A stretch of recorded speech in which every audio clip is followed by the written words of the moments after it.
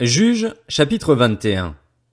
À Mitzpa, les hommes d'Israël avaient juré: aucun de nous ne donnera sa fille pour femme à un benjaminite. Le peuple vint à Béthel, et il y resta devant Dieu jusqu'au soir. Ils se mirent à pleurer abondamment, et ils dirent: Éternel, Dieu d'Israël, pourquoi cela s'est-il produit en Israël? Pourquoi manque-t-il aujourd'hui une tribu d'Israël? Le lendemain, le peuple se leva de bon matin. Ils construisirent là un autel et ils offrirent des holocaustes et des sacrifices de communion. Les Israélites dirent: dans toutes les tribus d'Israël, qui n'est pas monté à l'assemblée devant l'Éternel? En effet, on avait fait un serment solennel contre tout homme qui ne monterait pas vers l'Éternel à Mitzpa. On avait dit: il sera puni de mort.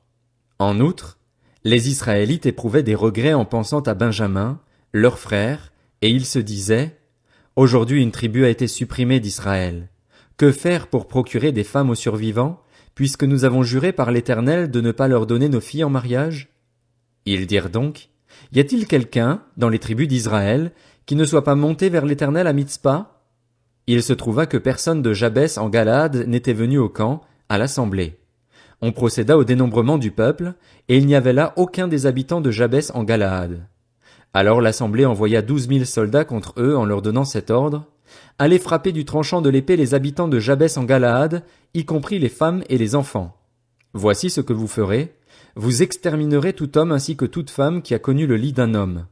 Ils trouvèrent parmi les habitants de Jabès en Galaad 400 jeunes filles vierges qui n'avaient pas eu de relation sexuelle avec un homme, et ils les amenèrent dans le camp à Silo, qui se trouve dans le pays de Canaan. Toute l'assemblée envoya des messagers parler aux Benjaminites restés au rocher de Rimon et leur annoncer la paix.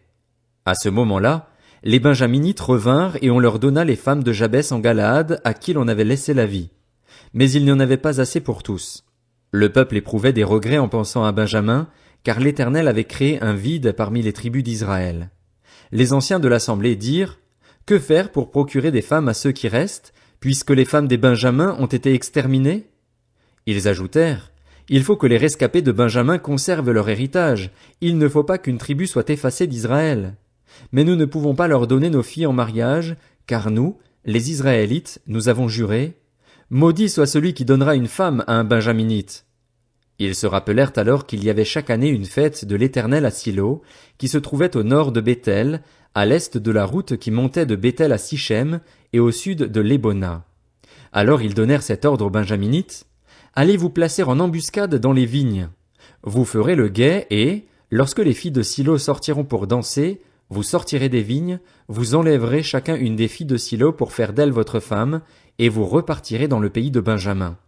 Si leur père ou leurs frères viennent se plaindre auprès de nous, nous leur dirons: accordez-les-nous, car nous n'avons pas pris une femme pour chacun dans la guerre. Ce n'est pas vous qui les leur avez données. Dans ce cas-là, vous seriez coupables. C'est ce que firent les Benjaminites. Ils prirent le nombre de femmes nécessaires parmi les danseuses qu'ils enlevèrent, puis ils partirent et retournèrent dans leur héritage. Ils reconstruisirent leur ville et y habitèrent. À ce moment-là, les Israélites repartirent de là, chacun dans sa tribu et dans son clan. Ils retournèrent chacun dans son héritage. À cette époque-là, il n'y avait pas de roi en Israël. Chacun faisait ce qui lui semblait bon. Ruth, chapitre 1. À l'époque des juges, il y eut une famine dans le pays. Un homme de Bethléem de Juda partit avec sa femme et ses 2 fils s'installer dans le pays de Moab.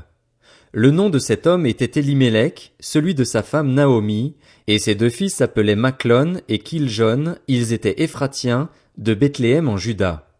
Arrivés au pays de Moab, ils s'y établirent.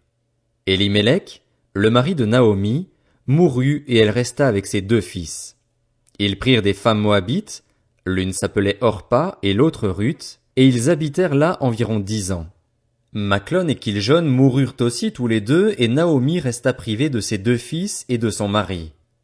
Alors elle se leva, elle et ses belles-filles, afin de quitter le pays de Moab. En effet, elle y avait appris que l'Éternel était intervenu en faveur de son peuple et lui avait donné du pain. Elle partit de l'endroit où elle habitait, accompagnée de ses 2 belles-filles, et elle se mit en route pour retourner dans le pays de Juda. Naomi dit à ses 2 belles-filles: allez-y, retournez chacune dans la famille de votre mère.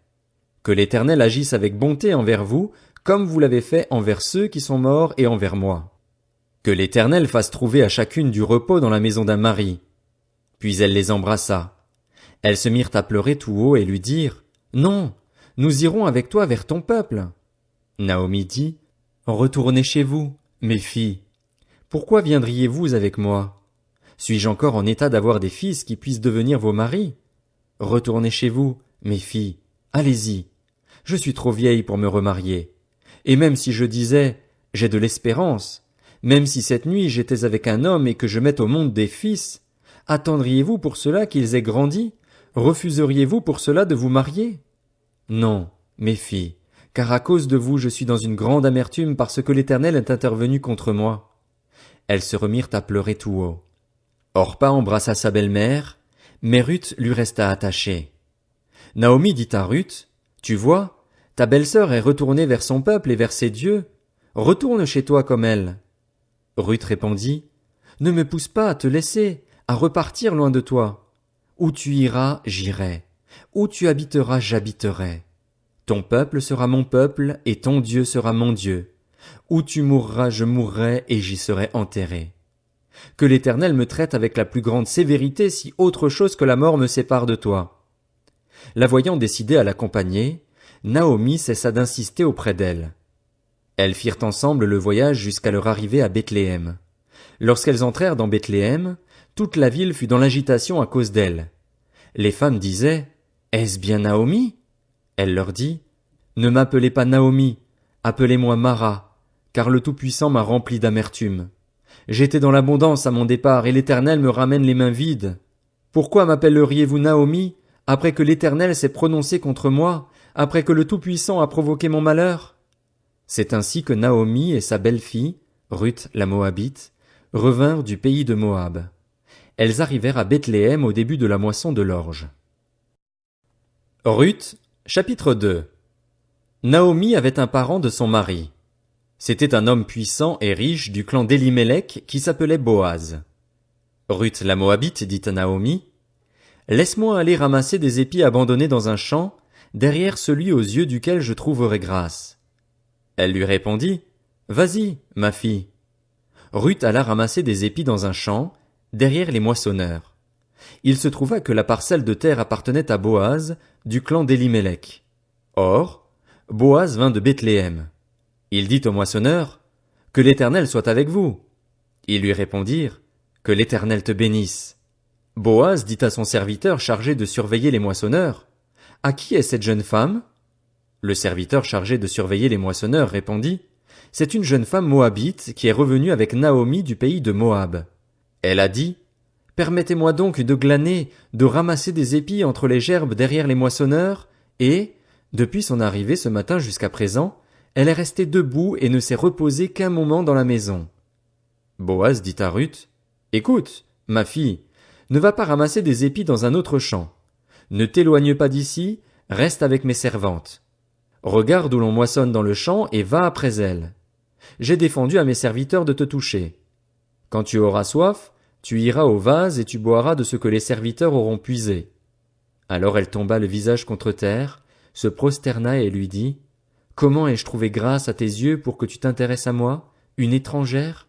Boaz lui répondit, On m'a rapporté tout ce que tu as fait pour ta belle-mère depuis la mort de ton mari et comment tu as quitté ton père et ta mère et le pays de ta naissance pour aller vers un peuple que tu ne connaissais pas auparavant. Que l'Éternel te rende ce que tu as fait et que ta récompense soit entière de la part de l'Éternel, le Dieu d'Israël, sous les ailes duquel tu es venu te réfugier. Elle dit, Oh, que je trouve grâce à tes yeux, mon Seigneur, car tu m'as consolé et tu as parlé au cœur de ta servante. Pourtant je ne suis pas, moi, comme l'une de tes servantes. Au moment du repas, Boaz dit à Ruth, Approche-toi, mange du pain, trempe ton morceau dans la vinaigrette. Elle s'assit à côté des moissonneurs. On lui donna du grain rôti. Elle mangea à satiété et garda le reste. Puis elle se leva pour ramasser des épis. Boaz donna cet ordre à ses serviteurs, qu'elle ramasse aussi des épis entre les gerbes et ne lui faites aucun mal. Vous retirerez même pour elle des gerbes quelques épis que vous la laisserez ramasser sans lui faire de reproche. Elle ramassa des épis dans le champ jusqu'au soir, puis elle battit ce qu'elle avait récolté. Il y eut environ 22 litres d'orge. Elle l'emporta et rentra dans la ville, et sa belle-mère vit ce qu'elle avait ramassé. Elle sortit aussi les restes de son repas et les lui donna. Sa belle-mère lui dit, « Où as-tu ramassé des épis aujourd'hui? Où as-tu travaillé? Béni soit celui qui s'est intéressé à toi. » Ruth raconta à sa belle-mère chez qui elle avait travaillé. « L'homme chez qui j'ai travaillé aujourd'hui s'appelle Boaz, dit-elle. Naomi dit à sa belle-fille, « Qu'il soit béni de l'Éternel, qui garde sa bonté pour les vivants comme pour les morts. Cet homme nous est proche, lui dit encore Naomi. Il est un de ceux qui ont droit de rachat sur nous. » Ruth la Moabite ajouta, « Il m'a dit aussi, reste avec mes serviteurs jusqu'à ce qu'ils aient terminé toute ma moisson. » Naomi dit à sa belle-fille Ruth, « Il est bon que tu sortes avec ses servantes, ma fille, et qu'on ne te rencontre pas dans un autre champ. » Ruth resta donc avec les servantes de Boaz pour ramasser des épis jusqu'à la fin de la moisson de l'orge et de la moisson du blé. Elle habitait avec sa belle-mère.